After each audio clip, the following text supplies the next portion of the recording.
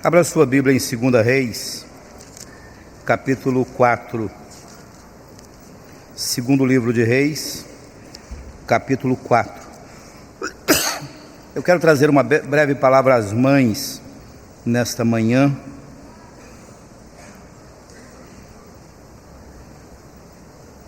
As mães de hoje e as mães de amanhã. Segundo livro de Reis, capítulo 4.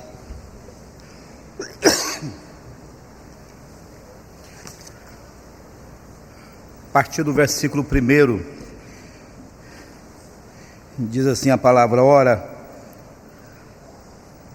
uma dentre as mulheres dos filhos dos profetas clamou a Eliseu, dizendo: Meu marido, teu servo, morreu. E tu sabes que o teu servo temia ao Senhor. Agora acaba de chegar o credor para levar-me os meus 2 filhos para serem escravos. Perguntou-lhe Eliseu: Que te hei de fazer? Dize-me o que tens em casa.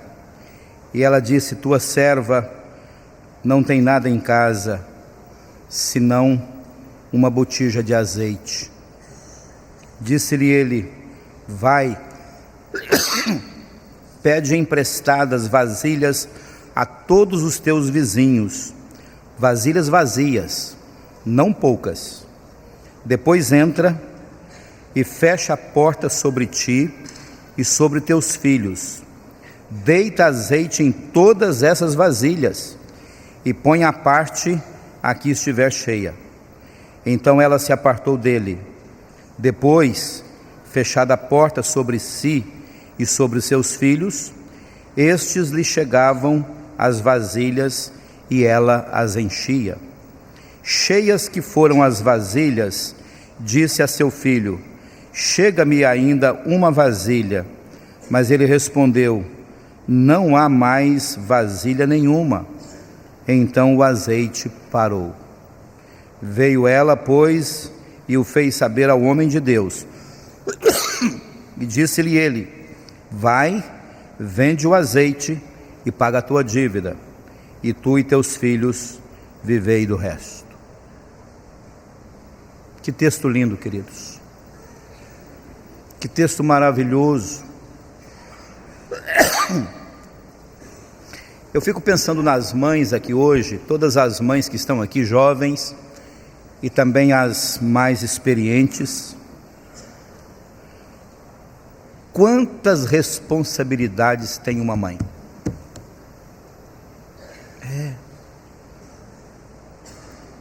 Eu fico pensando, quem aqui, hoje, nesta manhã, é capaz de relacionar todas as tarefas de uma mãe? Quem consegue? Quem consegue colocar numa folha de papel tudo que uma mãe faz? Quem consegue? Quem consegue avaliar o coração de uma mãe? O amor de uma mãe? O carinho de uma mãe? Uma mãe que consegue passar a noite inteira ao lado do filho ou da filha quando está com febre.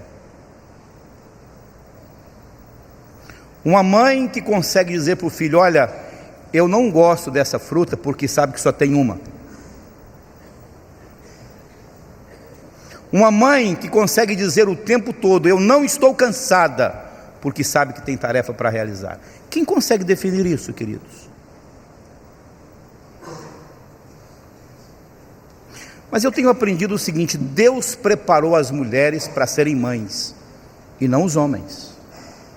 E Deus capacitou as mulheres com uma força que os homens não têm. Não têm. As mulheres sentem menos dor, as mulheres têm mais resistência do que os homens, as mulheres conseguem passar 1, 2, 3, 4 noites sem dormir, os homens não conseguem. O homem é um bicho preguiçoso mesmo, é difícil.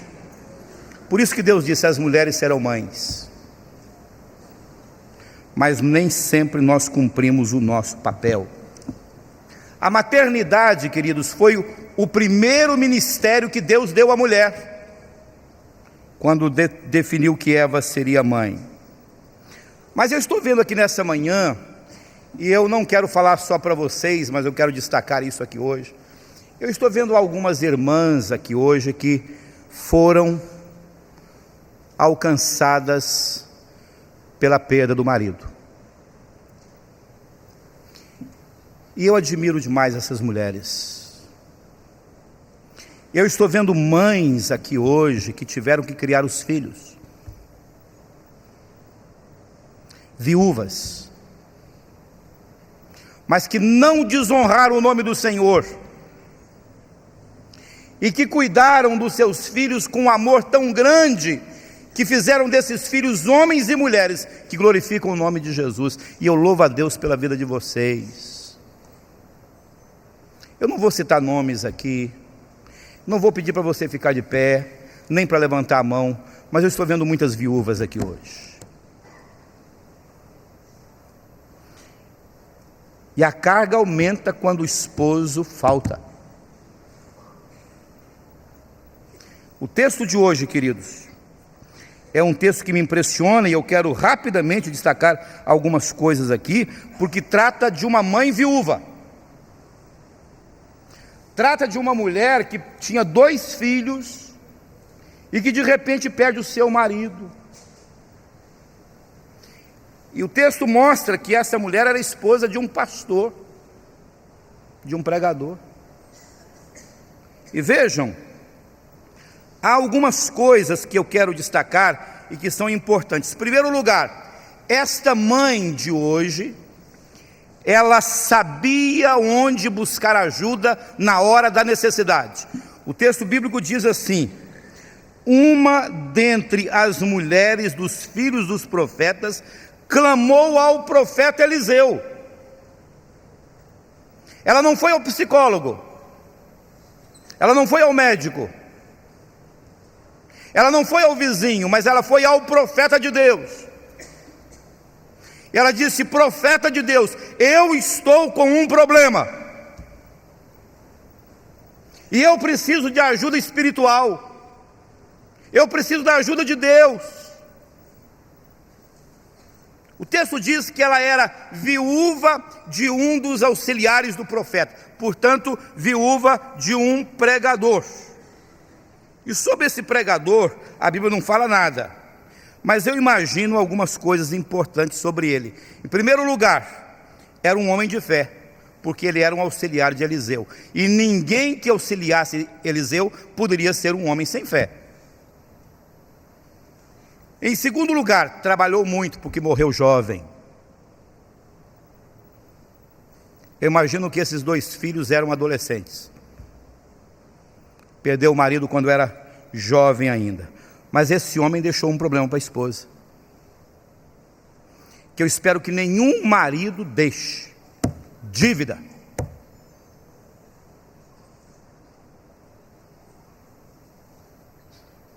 Você pode estar dizendo o seguinte: bom, estou muito jovem ainda, vou viver muitos anos ainda, e começa a fazer dívida, e começa a fazer dívida. E aí, se a morte chegar para você, como é que fica a sua esposa? Como é que fica a esposa? O texto diz o seguinte: olha, ela chegou para o profeta e diz: meu marido morreu, e tu sabes que o teu servo temia ao Senhor, mas fazia dívidas. Agora, acaba de chegar o credor para levar meus 2 filhos como escravos. Que problema dessa mulher, sem marido e com dívidas, ameaçada de perder os filhos como escravos. Que situação difícil dessa mulher. Mas a Bíblia diz que essa mulher buscou ajuda em Deus para resolver o seu problema. Mães que estão aqui hoje, onde você busca ajuda na hora da crise?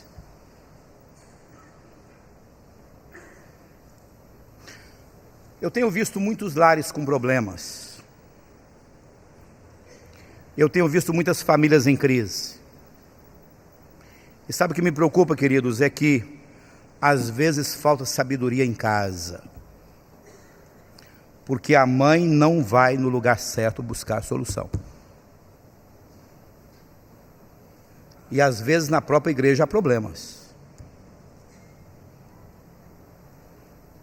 E estou abrindo o coração para vocês, porque você sabe que isso acontece muitas vezes. Aí começa a conversar com a amiga, começa a conversar com outra mãe, começa a conversar com outra esposa, começa a conversar com outra pessoa e começa a contar o seu problema. E vai contando o seu problema. Olha, estou enfrentando um problema em casa com meu marido, estou enfrentando um problema em casa de dívida, estou enfrentando um problema em casa com meu filho. Mas você não fala com Deus, você não busca a ajuda de Deus. O texto desta manhã diz que essa mãe foi ao profeta de Deus e diz: estou com um problema. E essa mãe agora vai descobrir uma coisa impressionante, queridos. Ela vai descobrir que a resposta para o seu problema estava dentro de casa. Você pode estar achando que a resposta do seu problema esteja na casa do vizinho,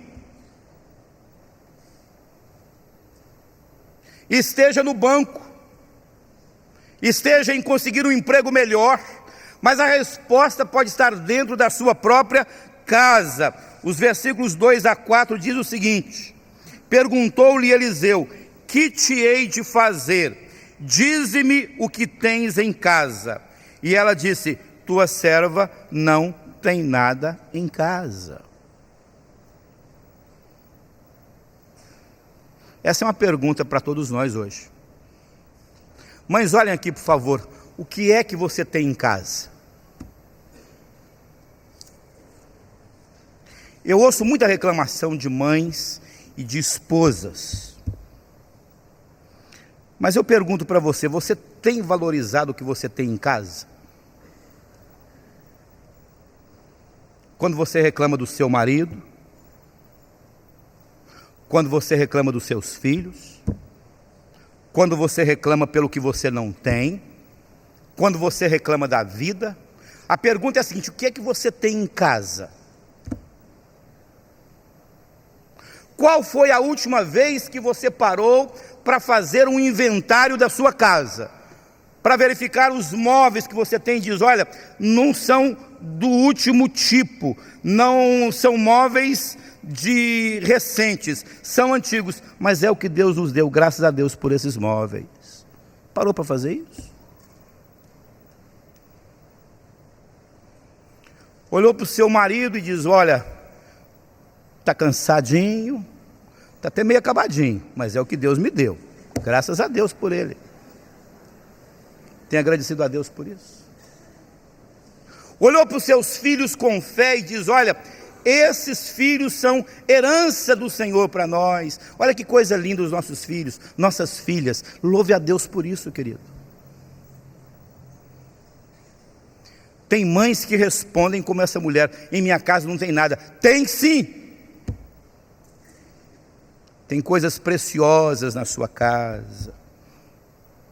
Aí você olha para a sua casa. Eu estou brincando sobre o marido. Estou brincando sobre o marido aqui agora. Mas você tem um marido em casa que ama você, querido. Agradeça a Deus pela vida dele. Você se levanta de manhã na sua casa, olha aqui, você tem café para tomar com seus filhos, para preparar para os seus filhos, tem pão para comer, tem comida, tem roupa para vestir, tem água para beber, tem uma cama para dormir, tem um teto para se proteger do sol e da chuva. Agradeça a Deus e não diga: nós não temos nada em casa, somos pobres demais.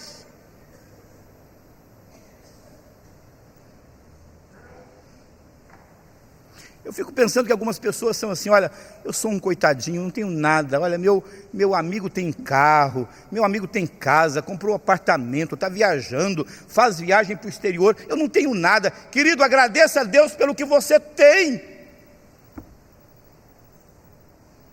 Agradeça a Deus pela vida.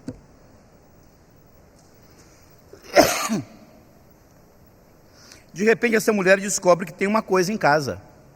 Ela diz: Senhor, eu tenho sim, eu tenho uma botija em casa vazia. Eu tenho uma botija de azeite. Ah, tem uma botija, então tem uma botija de azeite. Então vamos resolver o problema.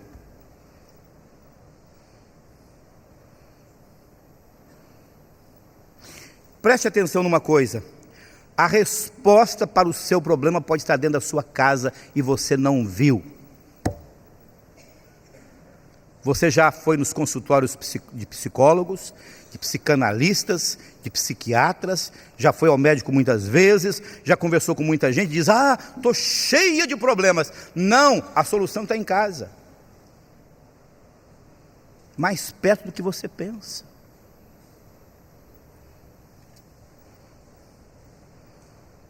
Para terminar, veja o que aconteceu. Esta mãe descobriu que as possibilidades são ilimitadas quando nós colocamos o pouco que temos nas mãos de Deus. Versículos 5 a 7 diz o seguinte: então ela se apartou dele, do profeta. Depois, fechada a porta sobre si e sobre seus filhos, estes lhe chegavam as vasilhas e ele as enchia. Versículo 6: cheias que foram as vasilhas, disse a seu filho: chega-me ainda uma vasilha. Mas ele respondeu: não há mais vasilha nenhuma. Então o azeite parou. Veio ela, pois, e o fez saber ao homem de Deus. Disse-lhe ele: vai, vende o azeite, e com o que sobrar você vai viver com seus filhos. Resolveu o problema em casa.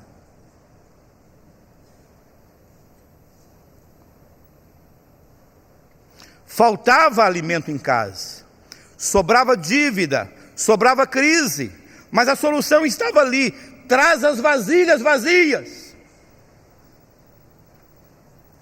Mas ela não tinha muitas vasilhas, então vá para os vizinhos e peça que todas as vasilhas vazias. E ela começou. E agora você imagina uma torneira que não parava de jorrar azeite, sem parar, sem parar, sem parar. E vai enchendo, e enche uma, e enche outra, e enche outra, e enche outra, e vai enchendo, e não para de cair azeite, e não para de cair azeite. Ela se tornou uma grande comerciante de azeite. E agora ela diz: olha, traga mais uma vasilha. E o filho diz: mãe, não tem mais vasilha. Então na hora a torneira fechou. Um rio de azeite. Querido, enquanto você tiver vasilha vazia dentro de casa e colocar diante de Deus, Deus vai usar.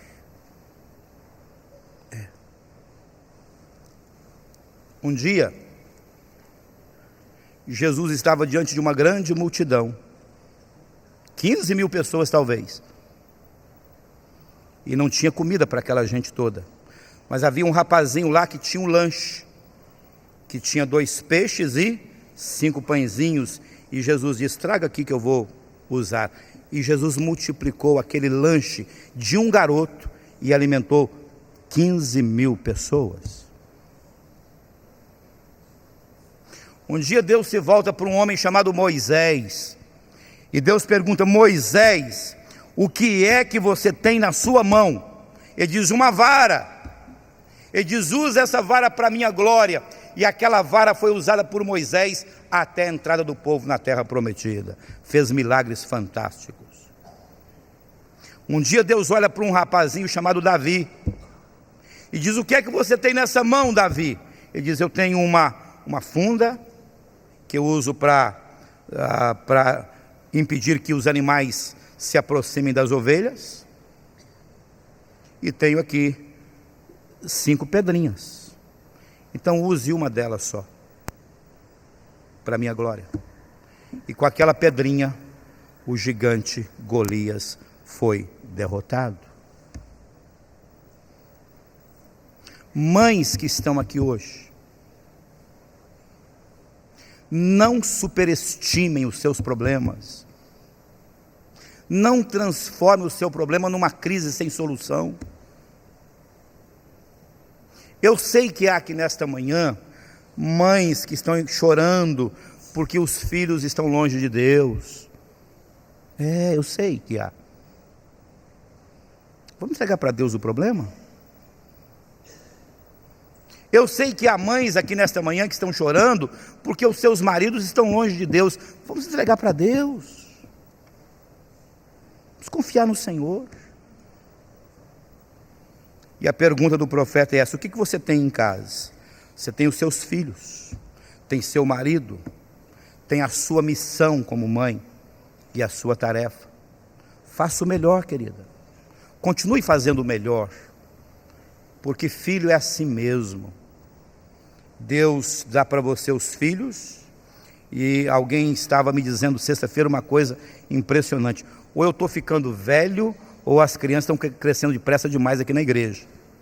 Porque alguém estava me dizendo sexta-feira, na festa da felicidade: pastor, todos os adolescentes que você conheceu estão se casando, ou já se casaram. E é verdade. Filho é assim. Você cria, e você tem toda aquela luta para conduzir no início da vida. E eu estava dizendo outro dia, você assiste um programa sobre animais, tem animais que já nascem, daí a 2 horas estão correndo atrás das mães. Não é assim? Já cai, já andando. Criança não é assim, tem que ser cuidada, tem que ser amada. 1 ano, 2 anos, 3 anos, 4 anos, 5 anos, e cuidando, e cuidando. Lá pelos 20 anos, 22 anos, aí vai se casar. Hoje estão casando um pouco mais tarde. Aí se casam lá pelos 25 anos, aí vai embora de casa. Mas passa tão rápido, queridos. Lá em casa, o Gunter casou, gente. Deixou um vazio em casa. Mas vai lá toda semana e é como se não tivesse saído de casa. E agora aumentou, porque vai a Flávia também. Só traz alegria para nós. E daqui a pouco está a Rebeca casando. Vê se pode. E vai embora. E vai embora. E depois vem a Raquel. Mas filhos são assim. É assim mesmo. Então, quando você olhar para os seus filhos hoje, Aldifas, que são pequenos ainda, tem 10 anos, daqui a pouco estão indo embora. Porque isso faz parte do plano de Deus. Faz parte da vida. Viu, Davi? Pode se preparar, porque é assim mesmo. A pior coisa dos filhos é quando a filha arranja namorado. Que começa a ir para casa, isso é uma coisa terrível. É como disse o pastor Gilson Bifano aqui: quando o filho arranja namorado, é como você pegar um violino Stradivarius, que custa $1 milhão, e entregar na mão de um gorila. É isso. Aí você diz, que coisa terrível, e vai lá. Mas é assim que acontece, e faz parte da vida. E você tem que se acostumando pouco a pouco. Eu estou me acostumando ainda, cada dia. Brincadeira. E quando vem os genros, noras, passam a fazer parte da nossa vida também. Então louve a Deus. Faça um balanço da sua casa. Do que você tem, querido. Do que você tem, mãe. E você vai ver que você tem muita coisa em casa. E que a bênção de Deus está na sua casa. Basta que você coloque o pouco que você tem nas mãos do Senhor. Feche os seus olhos agora e curva a sua cabeça. E com os olhos fechados, pense na sua casa agora. Pense no que você tem de bom em casa. Pense nas coisas boas que estão lá. Tem problemas? Tem. Tem dificuldades? Tem. Mas tem tanta coisa boa na sua casa, que superam as ruins. E com isso, a solução do seu problema, da sua crise, pode estar dentro da sua própria casa.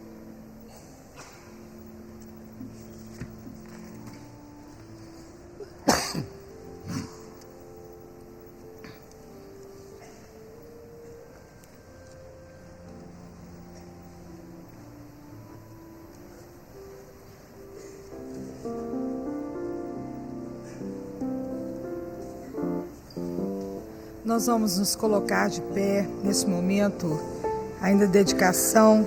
Nós vamos cantar apenas a primeira e segunda estrofes deste hino que foi escrito por uma mãe de nossa igreja, seu Mikaiser. E talvez alguns até nem se lembrem muito, porque a gente canta somente nessa época. Mas o texto fala muito daquilo que o pastor acabou de dizer nesta manhã. Vamos cantar primeira e segunda estrofes.